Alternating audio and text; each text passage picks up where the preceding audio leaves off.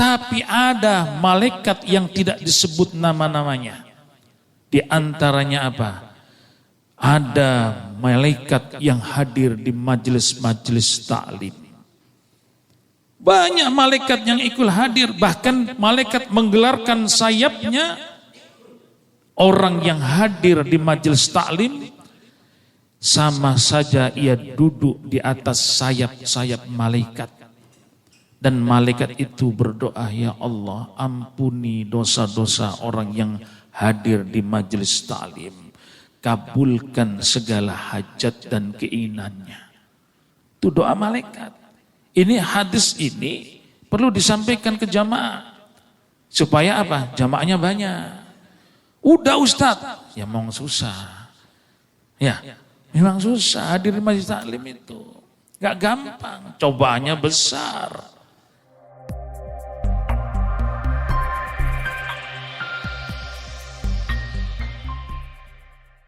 Assalamualaikum warahmatullahi wabarakatuh. مولاي صل وسلم دائما أبدا على حبيبك خير الخلق كلهم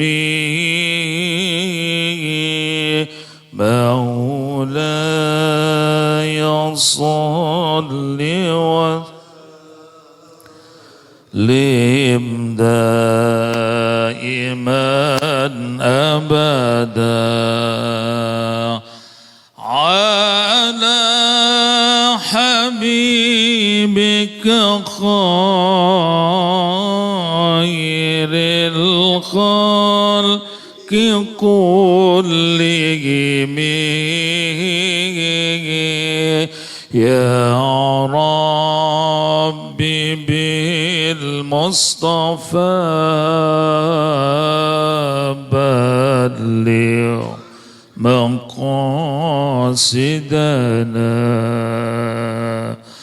واغفر لنا ما مضى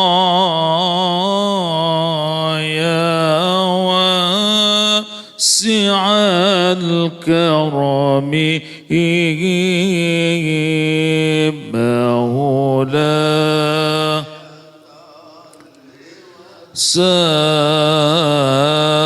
سلم دائما أبدا على حبيبك خير الخلق كلهم هو الحبيب التي ترجى شفاعته لكل هول من الأهوال لمقتحم مولا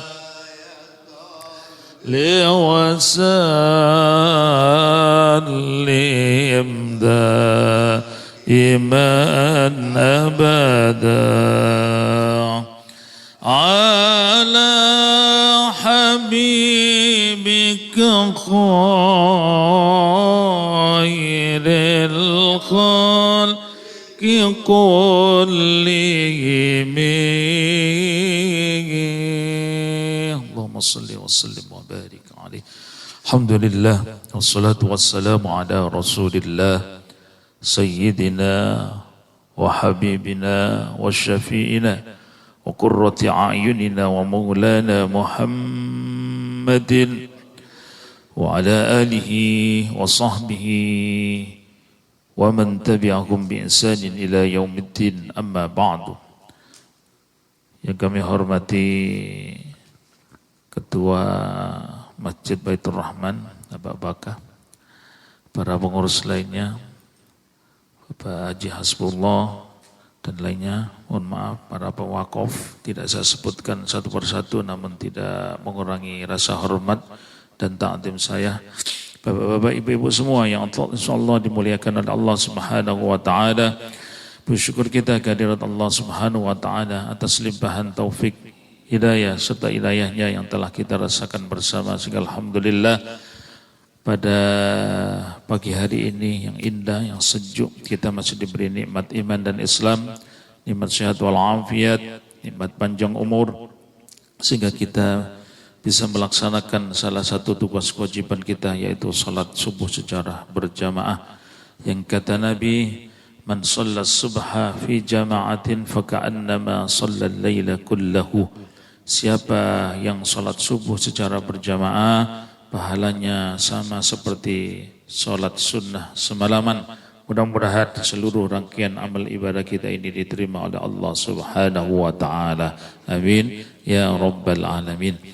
Bapak Ibu yang dimuliakan oleh Allah Subhanahu wa taala, seperti biasa sebelum ta'lim mulai, mari kita doakan kedua orang tua kita, guru-guru kita, sahabat, tetangga, orang-orang yang berjasa di dalam hidup kita, khususnya jamaah Masjid Baitur Rahman yang sudah wafat mendahulu kita. Semoga Allah ampuni seluruh dosa-dosanya, Allah maafkan segala kesalahannya, Allah terima segala amal ibadahnya. Yang sedang sakit khususnya guru kita Ustadz Haji Syarif Manan yang lagi dirawat di GMC, mudah-mudahan Allah angkat penyakitnya, semoga cepat Allah sembuhkan.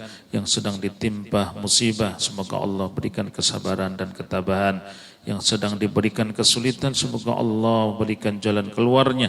Yang sedang dililit hutang, semoga Allah bayar hutang-hutangnya. Yang punya hajat dan keinginan, semoga Allah kabulkan hajat dan keinginannya. Yang sedang mencari hidayah Allah, semoga Allah pertemukan dengan hidayahnya. Al-Fatihah. A'udzu billahi minasy syaithanir rajim. Bismillahirrahmanirrahim. Alhamdulillahi rabbil alamin. Ar-Rahmanir Rahim. Maliki yaumiddin. Iyyaka na'budu wa iyyaka nasta'in. اهدنا الصراط المستقيم صراط الذين أنعمت عليهم غير المغضوب عليهم ولا الضالين آمين. Sehat Pak? Sehat. Lagi banyak yang sakit nih. Ini udah katel-katel aja tenggorokan nih. Bapak Ibu, tidak terasa kita ini sudah hampir sebulan memasuki tahun baru Hijriah. Tepatnya sekarang berada pada tanggal 26 Al-Muharram 1445 Hijriah. Dalam sebuah hadis disebutkan, man kana yawmuhu khairan min amsihi fahuwa rabihun. Wa man kana yawmuhu mithla amsihi fahuwa mahbubun. Wa man kana yawmuhu syarran min amsihi fahuwa mal'unun. Barang siapa hari ini, tahun ini, ia lebih baik daripada tahun kemarin, fahuwa rabihun, maka ia termasuk golongan orang-orang yang beruntung. Tapi tahun ini, hari ini sama aja, tidak ada peningkatan sama sekali. Terutama di dalam amal ibadahnya, fahuwa mahbubun, ia termasuk golongan orang-orang yang merugi. Nah, yang ketiga ini yang kacau. Wa man kana yaumuhu syarran min amsihi. Siapa tahun ini, hari ini ia lebih buruk dari tahun kemarin, fahuwa mal'unun, ia termasuk golongan orang-orang yang terlaknat. Na'udzubillah. Makanya pada pertemuan yang lalu kita telah berbicara tentang hijrah. Hijrah secara fisik ini udah gak ada lagi.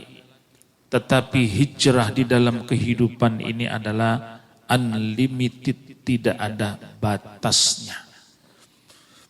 Start awal kehidupan kita ini alam ruh. Jamaknya arwah. Kenapa? Karena ruhnya banyak. Dari alam ruh kita hijrah pindah lagi. Kemana? Alam rahim ibu. Ana rahman saqattu rahim faja'altu lahu isman bin ismin. Rahim bukan berasal dari bahasa Melayu. Rahim bukan berasal dari bahasa Inggris. Tapi rahim itu terambil dari salah satu nama-nama Allah yang baik. Walillahil asma'ul husna fad'uuhu biha. Ya Rahman, Ya Rahim, Ya Malik, Ya Quddus, dan selanjutnya. Maka dari itu, ketika kita pertama kali membuka Al-Quran, kita buka Al-Quran, di situ sudah ada namanya. Bismillahirrahmanirrahim. Dengan menyebut nama Allah yang maha pengasih dan maha penyayang. Artinya apa? Sebesar apapun dosa-dosa kita yang kita lakukan, kalau kita benar-benar ingin bertaubat, berhijrah, memperbaiki hidup kita, pasti Allah akan ampuni dosa-dosa kita. Berapa lama kita tinggal di alam rahim? Dalam kitab Arba'in Nawawi hadis nomor 4 disebutkan, inna ahadukum yajma'u fi khalqihi batni ummihi arba'ina yawma nutfah. Sesungguhnya manusia dikumpulkan penciptaannya di dalam perut ibunya selama 40 hari berbentuk nutfah. Apa itu nutfah? Sperma. Thumma yakunu 'alaqatan mithla dzalik. Selama 40 hari lagi berubah menjadi alaqah. Alaqah itu darah kental yang nempel di dinding rahim ibu. Thumma yakunu mudghatan mithla dzalik. 40 hari lagi berubah menjadi mudghah. Mudghah itu apa? Segumpal daging. 40, 40, 40. Berapa? 120. Makanya di masyarakat kita ada tradisi 4 bulanan. Ya Pak ya? 4 bulanan. Dibacakan surat Maryam. Supaya anaknya akhlaknya kayak Siti Maryam. Dibacakan surat Muhammad. Supaya ngikutin akhlaknya baginda Rasul. Dibacakan surat Yusuf. Kalau anaknya laki-laki supaya gantengnya kayak Nabi Yusuf. Kira-kira Pak, kemarin Bapak ini dibacain surat Yusuf enggak? Kira-kira gitu. Enggak tahu Ustaz. Jadi ketika janin usia 120 hari, thumma yursalu ilaihil malaku, Allah utus malaikat. Siapa nama malaikat? Enggak ada. Jadi malaikat itu ada yang disebutkan namanya, ada yang tidak disebutkan namanya. Ya, kalau untuk memperkenalkan kepada anak-anak kita, dulu kita di SD diajarin malaikat Jibril menyampaikan wahyu, Mikail pembagi rezeki. Ya Pak ya? Masih ingat enggak? Mungkar Nakir, kenal Mungkar Nakir? Yang nanya dia alam kubur. Ridwan penjaga surga. Malik ini paling serem nih. Kenapa? Yang dihadapin brengsek semua. Penjaga neraka. Dikenalkan, ada malaikat itu nama-namanya. Tapi ada malaikat yang tidak disebut nama-namanya. Di antaranya apa? ada malaikat yang hadir di majelis-majelis taklim. Banyak malaikat yang ikut hadir, bahkan malaikat menggelarkan sayapnya. Orang yang hadir di majelis taklim sama saja ia duduk di atas sayap-sayap malaikat. Dan malaikat itu berdoa, ya Allah, ampuni dosa-dosa orang yang hadir di majelis taklim. Kabulkan segala hajat dan keinginannya. Itu doa malaikat. Ini hadis ini perlu disampaikan ke jamaah. Supaya apa? Jamaahnya banyak. Udah Ustadz, ya memang susah. Ya, memang susah hadir di majelis taklim itu. Gak gampang, cobaannya besar. Bapak Ibu yang dimuliakan oleh Allah Subhanahu wa Ta'ala. Jadi ketika usia janin 120 hari Allah utus malaikat meniupkan ruh ke dalam dirinya. Saat ditiupkan ruh itu ditentukan 4 hal. Umurnya, rezekinya, kebahagiaannya, dan kesengsaraannya. Berapa lama kita tinggal di alam rahim? 9 bulan lebih 10 hari. Dan saat itulah sang ibu membentuk karakter sang anak. Makanya ketika ada wanita hamil tua, jangan macem-macem ngomongnya. Karena apa? Janin sudah bisa mendengar. Buka di dalam surat Al-Insan, surat 79 ayat 2. Inna khalaqnal insana min nutfatin amsajin faj'alnahu sami'an basira. Sesungguhnya kata Allah, kami telah menciptakan manusia dari sperma bercampur dengan telur. Faja'alnahu sami'an basira. Janin itu bisa mendengar dan melihat. Maka dari itu ibu-ibu yang hamil tua, Bu, hamil nggak Bu? Bu, udah tua Pak Ustadz, nggak hamil lagi. Ya kalau ibu punya anak yang hamil tua, punya menantu yang hamil tua, dibilangin, jangan macem-macem ngomongnya. Masak sarapan untuk suaminya sambil bersolawat itu luar biasa. Goreng nasi, sallallahu ala Muhammad, sallallahu alaihi wasallam, sallallahu ala Muhammad, sallallahu alaihi wasallam. Cicipin dulu, kurang asin, tambahnya garam, salawatan lagi. Ketika sang ibu hamil tua tadi selawat, tenang di dalam janinnya. Tenang. Kenapa? Yang didengarkan salawat-salawat Nabi, ayat-ayat suci Al-Quran. Apa memang benar Ustadz janin di dalam perut sang ibu sudah tidak mendengar? Benar. Kalau bapak ibu gak percaya, tanya dokter. Pak dokter, apa betul? Janin di dalam kandungan ibu itu sudah bisa mendengar? Betul. Dokter tahu dari mana? Saya 14 semester kuliah khusus mengkaji ini. Pak Ustadz tahu dari mana? Dari Al-Quran. Baca surat Al-Insan ayat 2. Kira-kira Pak, bapak percaya dokter apa Quran? Pak, woi, masih hidup nih. Quran dibuktikan dengan dokter.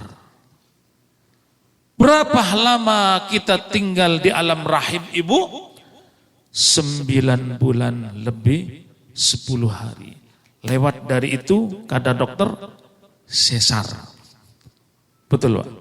Sekarang dokter kan main sesar aja ini. Dari alam rahim ibu kemudian kita hijrah, pindah lagi. Kemana? Alam dunia. Dunia ini Pak nanti yang menentukan. Ketika di dunia kita membawa bekal banyak, insya Allah di akhirat akan bahagia. Ketika di dunia kita membawa bekal sedang-sedang aja, kita merugi di akhirat. Ketika di dunia kita tidak bawa bekal sama sekali, orang Betawi bilang di akhirat kebelangsak. Kenapa kita dilahirkan di dunia ini gak bawa apa-apa, dalam keadaan telanjang, tak sehelai benang pun yang menempel di badannya. Tak peduli ia anak seorang raja, anak seorang ningrat, anak seorang pejabat. Tidak ada sejarahnya seorang bayi lahir ke dunia ini lengkap dengan busananya. Ada, karena ia anak pejabat lahir di dunia pakai dasi langsung. Ada Pak? Gak ada. Gak punya apa-apa, telanjang. Dunia, bahasa Arabnya ad-dunya. Di dalam kamus Ma'ani, kata dunia itu mempunyai beberapa arti. Di antaranya yang pertama, dunia itu diartikan tempat berbagai macam ujian dan cobaan. Ujian dan cobaan. Kalau kita sudah hidup di dunia, ya harus siap menerima ujian dan cobaan. Orang gak bisa lepas dari ujian dan cobaan. Kalau gak mau ujian dan cobaan, jangan hidup. Bahkan duduk kayak gini ini ujian, Pak. Duduk denger kajian, taklim, ujian. Makanya saya gak heran kalau ada orang duduk baru 10 menit, posisi duduknya sudah 10 kali ganti. Kenapa? Ujian. Setan gak akan tinggal, dia melihat orang dalam kebaikan. Dia bawa jarum, dia tusuk dari bawah, nyut, pindah kakinya. Tusuk lagi, pindah lagi. Coba kalau nonton bola atau nonton orkes, nonton dandut, 1 jam, 2 jam kuat gak? Kuat. Makanya saya gak lama-lama dah. Jadi semuanya ujian. Ujian ada yang baik, ada yang buruk, ada yang bahagia, ada yang menderita, ada kekayaan, ada kemiskinan, ada kelancaran, ada kemudahan, ada ketidakberhasilan. Itu ujian semua. Dalam surat Al-Fajr ayat 15 disebutkan fa'ammal insanu idza mabtalahu fa'akramahu wa na'amahu fayaqulu rabbi akraman. Adapun manusia, Tuhannya mengujinya, diperluaskan rezekinya, dipermudah segala urusannya, dilancarkan urusannya, bisnisnya gol terus, pokoknya hidupnya enak terus. Dia mengatakan dalam ayat tadi, fayaqulu rabbi akraman. Tuhanku telah memuliakanku. Sebaliknya ayat berikutnya wa ammal insanu idza mabtalahu faqadara alaihi rizqahu fayaqulu rabbi ahanan. Ketika Tuhannya mengujinya, dibatasi rizkinya, dipersempit rizkinya, dijadikan ia miskin, pokoknya hidupnya gak enak terus. Fayaqulu rabbi ahanan, ia mengatakan Tuhanku telah menghinakanku. Allah jawab Pak ayat berikutnya, kalla, sekali-kali tidak demikian. Ada orang diuji dengan kekayaannya, ada orang diuji dengan kemiskinannya, ada orang diuji dengan keberhasilannya, ada orang juga diuji dengan kegagalannya. Ada orang diuji dengan kebahagiaannya, ada juga orang diuji dengan penderitaannya. Semuanya itu bentuk ujian dari Allah. Tapi kalau kita lihat sejarah, Pak, banyak orang yang gak lolos diuji dengan kekayaannya, diuji dengan keberhasilannya, diuji dengan kekuasaannya. Banyak yang gak lolos. Betul, Pak? Pak. Woi. Contoh Dalam Al-Quran aja. Sa'labah. Pernah dengar? Kenal nggak? Sa'labah yang tadinya miskin. Merengek-rengek terus kepada Nabi supaya didoakan menjadi orang kaya. Saking miskinnya, kalau Sa'labah sholat itu ditungguin istrinya di rumah. Apa yang tungguin? Sarungnya. Kenapa? Sarungnya cuma atuk, gantian.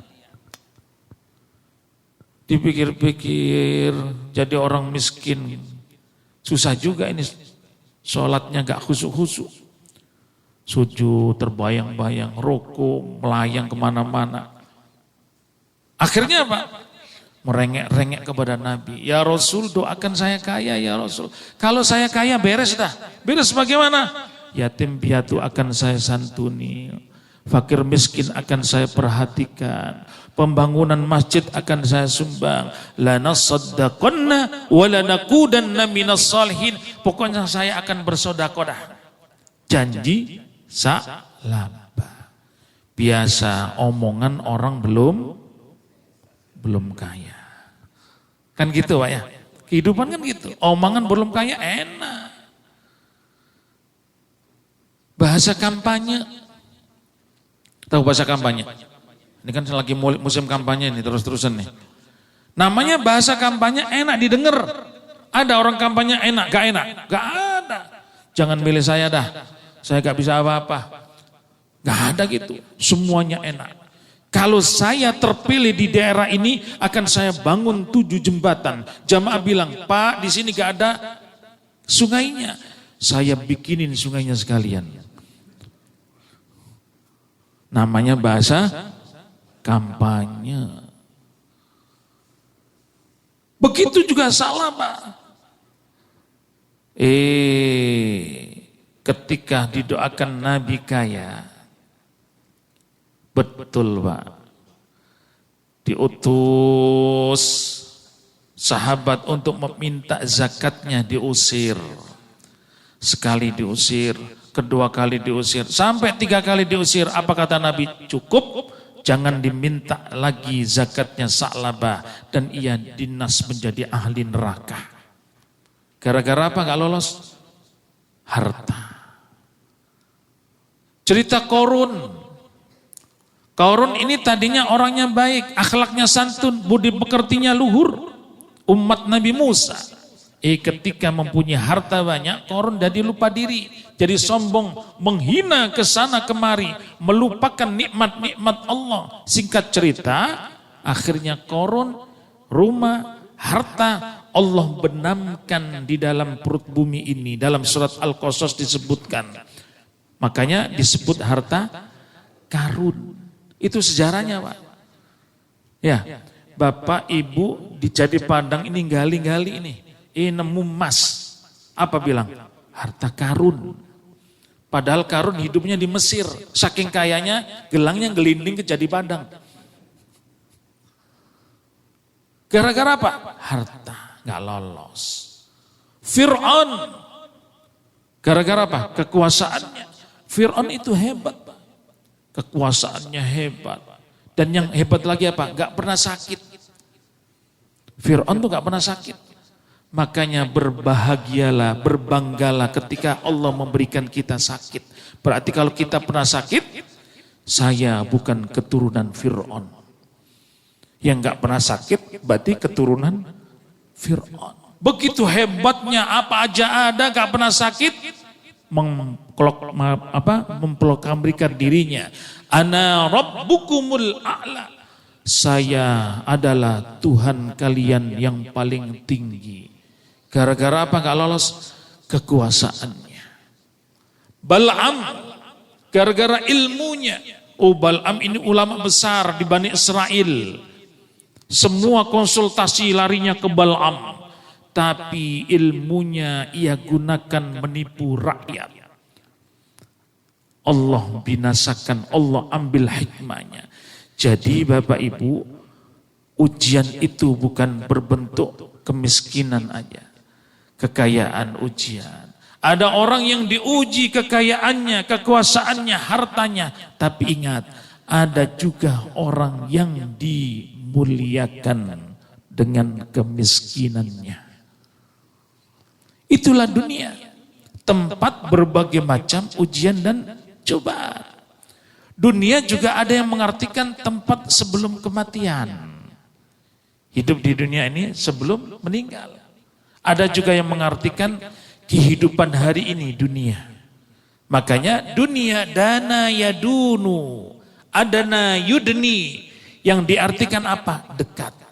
Kenapa dunia ini diartikan dekat? Karena dekat dengan akhirat, dekat dengan kematian. Oleh karena itu, hidup di dunia ini kan sementara. Rasulullah pernah mengatakan kepada Abdullah ibnu Umar radhiyallahu anhuma. Kenapa anhuma? Karena yang dapat ridho dua. Bapaknya Umar ibnul Khattab dan anaknya sendiri Ibnu Umar. Makanya hadis dari Ibnu Umar itu selalu disebutkan radhiyallahu anhuma. Beda dengan Abu Hurairah radhiyallahu anhu, Ibnu Mas'ud radhiyallahu anhu, khusus Abdullah ibnu Umar radhiyallahu anhuma. Abdullah ibnu Umar ini terkenal jiplakannya Nabi. Apapun yang dilakukan oleh Nabi selalu diikutin. Makanya Umar ibnul Khattab bikin rumah di depan Nabi dan kamarnya dihadapkan ke rumah Nabi. Supaya apa? Anaknya langsung melihat apa yang dilakukan oleh Nabi. Bagaimana Nabi berjalan, bagaimana Nabi meludah, bagaimana Nabi mengajarkan di dalam taklim dan lain sebagainya. Itu karakternya. Makanya ciplakan Nabi itu Abdullah ibnu Umar. Pernah Nabi sholat di bawah pohon. Itu pohon Pak dirawat betul oleh Abdullah ibnu Umar. Dan Abdullah ibnu Umar sering sholat di situ. Kenapa? Ra'aitu, saya melihat sendiri Nabi sholat di bawah pohon ini. Ketika Nabi bimangkibi, memegang pundakku, kata Abdullah ibnu Umar. Lalu Nabi bersabda, kun fit dunya ka'annaka gharibun. Apa kata Nabi? Jadilah engkau hidup di dunia ini seakan-akan orang asing. Au abirus sabil, atau orang yang sekedar melewati jalan. Artinya seorang musafir. Hidup di dunia sementara. Makanya perbandingannya, satu hari di akhirat sama dengan 1000 tahun di dunia. 24 jam di akhirat, 1000 tahun di dunia. Luar biasa Pak. Kira-kira kalau 3 jam di akhirat, umur kita di dunia berapa? Kalau 1000 tahun?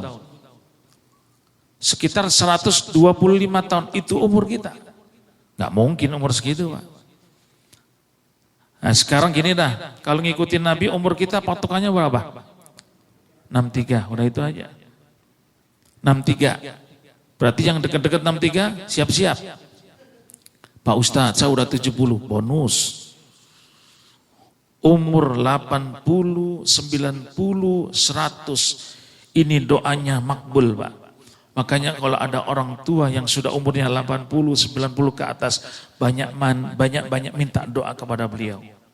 Ini dalam sebuah hadis qudsi. Kenapa? Ini umur-umur sudah disayangin oleh malaikat. Disayangin bukan kok mau diambil, enggak. Tapi banyak malaikatnya itu orang. 63 berarti umur kita di akhirat berapa jam tuh? Kira-kira berapa jam? 1,5 jam. 63 tahun hidup di dunia, di akhirat cuma 1,5 jam. Itu bandingannya. Makanya hidup di dunia, saya gambarkan normalnya gini dah. Kalau gak normal, pas lahir ada yang meninggal, umur 10 hari ada yang meninggal, umur 40 tahun ada yang meninggal. Kalau normalnya ada beberapa halte. 1, halte subuh. Hal tersebut ini menggambarkan usia manusia nol. Dilahirkan ke dunia usia nol, diadzankan telinga kanan, diiqomahkan telinga kiri. Inilah yang dicontohkan Nabi ketika cucunya Hasan dan Husain saat dilahirkan ke dunia. Nih subuh nih menggambarkan usia manusia nol. Ada yang nanya, orang Islam aneh. Aneh bagaimana? Masa baru lahir diadzanin? Apa ia ngerti? Apa ia dengar? Orang kalau tidak tahu tentang perjalanan ruh, dia akan selalu bertanya-tanya. Apa pelajarannya? Nah, ketika kamu hadir di dunia ini, aku ayahmu, aku orang tuamu, pertama kali mengingatkan kepadamu, bukankah kamu dulu pernah bersyahadat di alam ruh, dan ayahmu ini mengingatkan kepadamu ketika kamu hadir di dunia ini. Di alam ruh kemarin kita telah berbicara, kita telah bersyahadat. Makanya di dalam surat Al-A'raf ayat 172 disebutkan, Alastu bi rabbikum, ruh itu menjawab semua, bala syahidna. Nah, ketika kamu hadir di dunia ini, aku ayahmu, aku orang tuamu, pertama kali membisikkan ke telingamu dengan kalimat asyhadu an la ilaha illallah. Kalau ngadanin anak baru lahir jangan kenceng-kenceng gitu Pak ya. Hancur itu gendang telinganya. Ini nyontoin aja ini. Tapi bagaimana Ustaz? Adzanin dengan suara lirih-lirih. Asyhadu an la ilaha illallah. Menetes air mata kita Pak. Kenapa? Dapat amanah lagi dari Allah. Nah, ketika kamu hadir di dunia ini, aku orang tuamu, pertama kali membisikkan ke telingamu dengan kalimat asyhadu alla ilaha illallah, dengan harapan nak, ketika ayahmu ini, ibumu ini, orang tuamu ini meninggalkan kalian semua, meninggalkan dunia ini, kaulah nak yang pertama kali membisikkan ke telinga orang tuamu ini dengan kalimat la ilaha illallah. Ini pelajarannya Pak. Makanya apa kata Rasulullah? Lakinu mautakum la ilaha illallah. Talkinkan. Orang dalam keadaan sakaratul maut itu talkinkan. Di sini pentingnya kita punya anak yang faham agama. Kan banyak Pak. Anak ketika orang tuanya dalam sakaratul maut, ia bingung. Tetangga saya meninggalnya duhur, dia baru tahu asar. Orang tuanya. Sedih Pak. Jangan sampai itu terjadi sama kita nanti. Di sini pentingnya memahamkan anak agama. Bagaimana nanti kamu merawat orang tua. Bagaimana menghadapi sakaratul maut, bagaimana cara membimbing orang tua dalam keadaan naza. Bingung banyak, sedih banyak. Tapi karena bingung, dia gak paham, saking bingungnya ambil HP. HP-nya diambil, orang tua difoto. Pasang status. Orang tuaku sekarang dalam keadaan sakaratul maut. Di-share kemana-mana. Tolong didoain ya. Amin, amin, amin. Apa itu yang diharapkan? Buat apa? Kita punya anak profesor, doktor, MA, Ki Haji, Abuya. Tapi anak itu tidak pandai menghantarkan orang tuanya di saat-saat akhir hidupnya dengan membimbing kalimat La ilaha illallah. Minimal Allah, Allah, Allah. Banyak sekarang Pak. Dan itu kejadian. Saya pernah diminta mengimami sholat jenazah di perumahan Rancu Indah. Tahu itu Rancu Indah, Tanjung Barat. Sebelum saya sholatkan saya tanya, mana anaknya? Dicari-cari, anaknya ngerokok di depan Pak. Gak kuat banget kali ninggalin rokok. Mau nyolatin bapaknya, ibunya, ngerokok. Itu kalau orang tua bangun dicakar tuh anak. Ya, di komplek yang sama saya ditelepon jamaah saya, ada yang meninggal jam 12. Karena jam 12 saya gak bisa hadir untuk takziah. Kebetulan saya lihat jadwal isi kajian subuh di masjid itu yang meninggal. Habis kajian saya takziah. Saya ketuk-ketuk pintunya. Assalamualaikum. Gak ada yang jawab. Assalamualaikum. Gak ada yang jawab. Sampai 3 kali gak ada yang jawab. Saya lihat jendela. Jenazah terbaring sendirian di ruang tamu. Jenazah terbaring sendirian di ruang tamu. Mana anaknya? Mana mantunya? Mana cucunya? Tertidur lelap di lantai 2. Saya cuma bisa ngelus-ngelus dada aja. Tapi masih untung Pak. Orang Indonesia kan masih untung aja. Untungnya apa? Untung salam saya gak ada yang jawab. Coba kalau ada yang jawab. Bingung juga saya. Bapak Ibu yang dimuliakan oleh Allah Subhanahu wa taala. Dari halte subuh kemudian kita hijrah lagi ke mana? Halte duha. Duha ini menggambarkan tahapan perkembangan anak. Mungkin anak itu sudah usia remaja, ABG. Di sini tugas orang tua ini sangat penting, Pak. Bekali ia dengan iman. Tanamkan ia dengan akhlak. Karena apa? Ini usia rawan. ABG ini kan maunya tahu dan praktek. Betul Pak? Kalau seusia bapak gini udah gak usah gitu-gituan. ABG maunya tahu dan praktek. Makanya dalam Al-Quran, anak itu digambarkan 4. 1, anak digambarkan apa? Hiasan dunia. Anak sebagai hiasan dunia. Al-malu wal banuna zinatul hayatid dunya.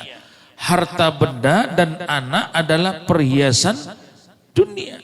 Berapa banyak anak ini tampil dengan gagah, ganteng, cantik, memikat, menarik, menawan, tapi ia tidak bisa memberikan manfaat bagi orang tuanya, apalagi di kehidupan akhirat kelak. Kenapa?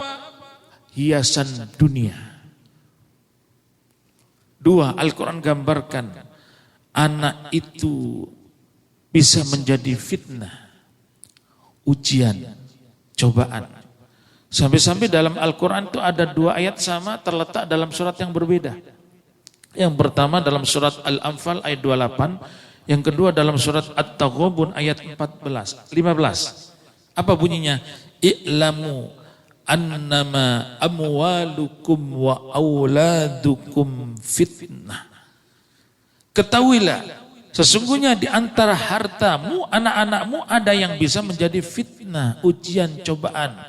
Wa annallaha indahu ajrun adim, dan sesungguhnya di sisi Allah lah pahala yang besar. Yang ketiga, anak digambarkan apa?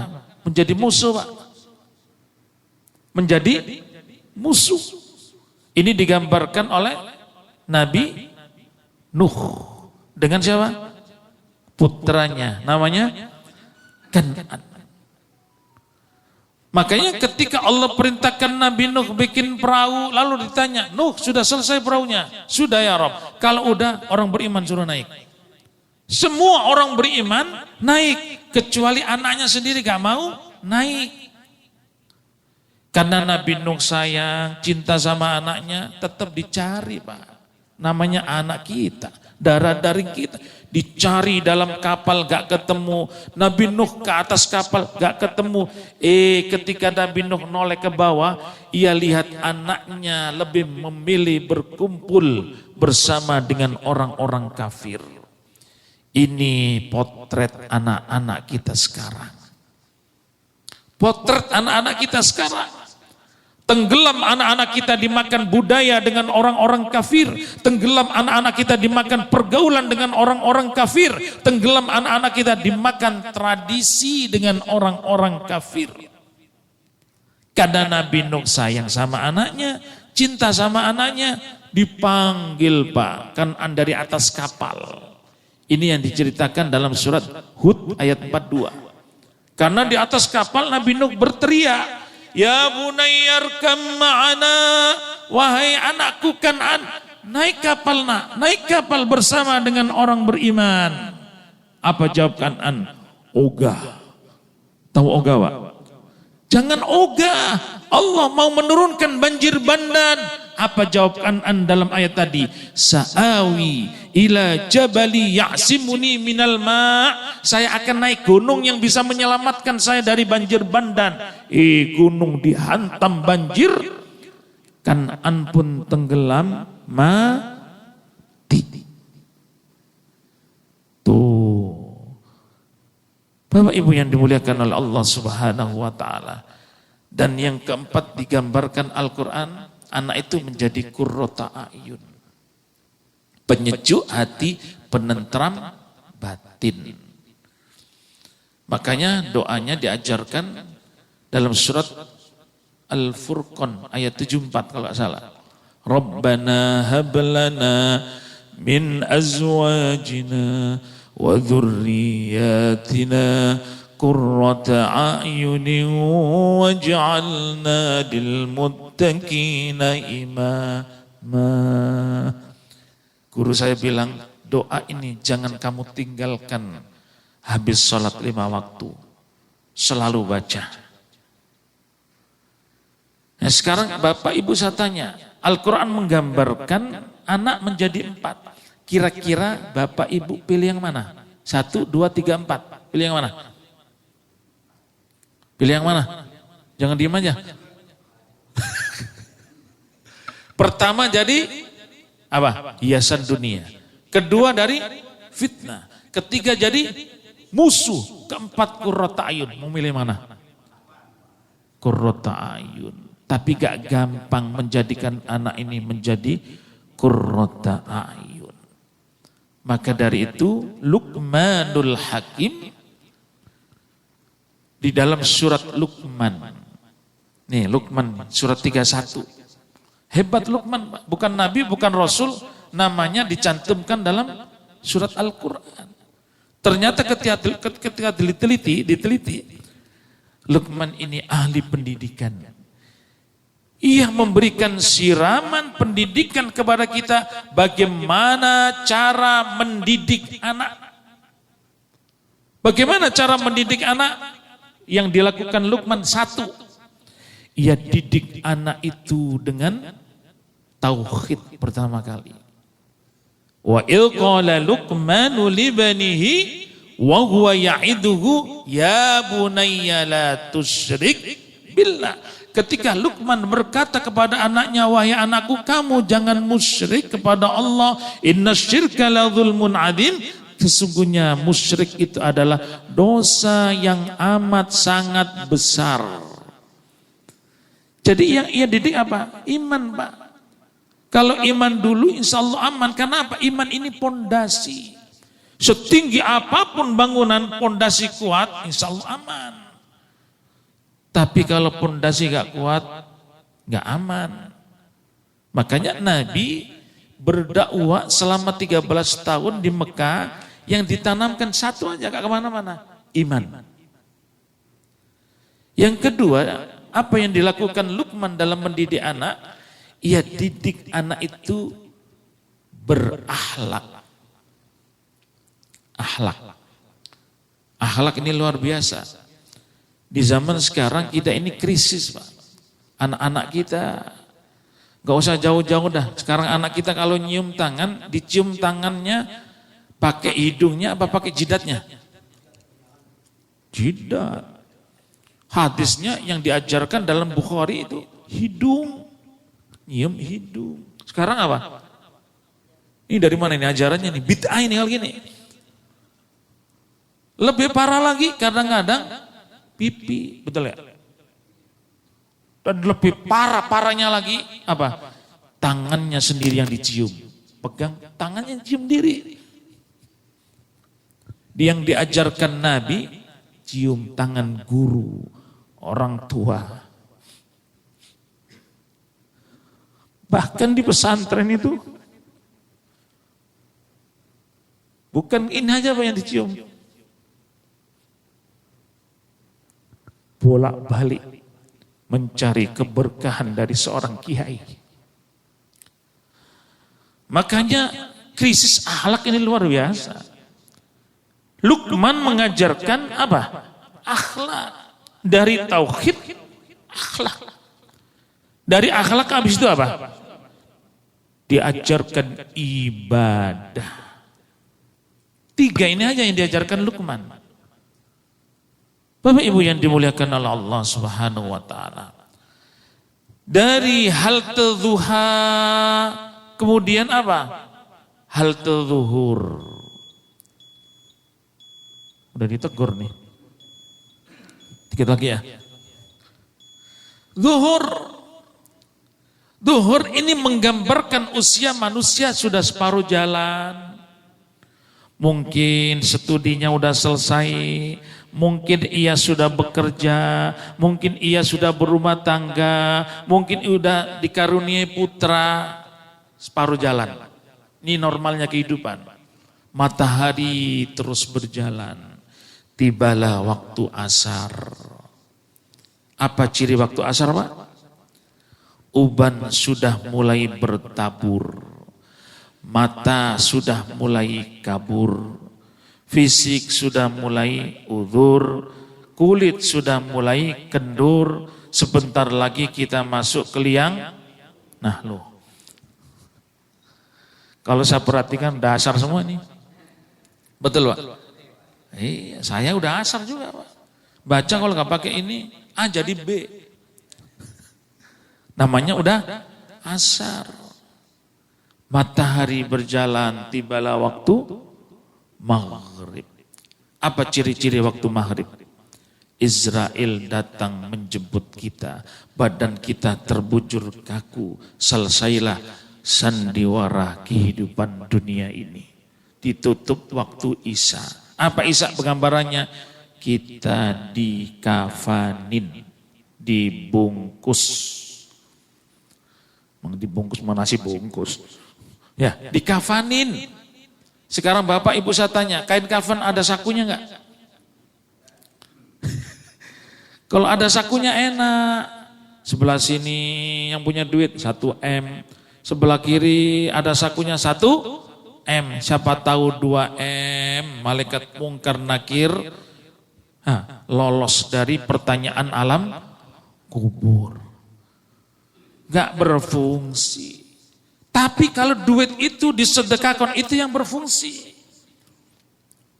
Tapi kalau dibawa ke kubur, gak berfungsi. Di Cina aneh Pak. Orang kubur dikubur sama mobil-mobilnya. Ya ajaran dia, kalau kita enggak. Cuma bawa 2 helai kain, kafan tanpa jahitan, tanpa ada sakunya.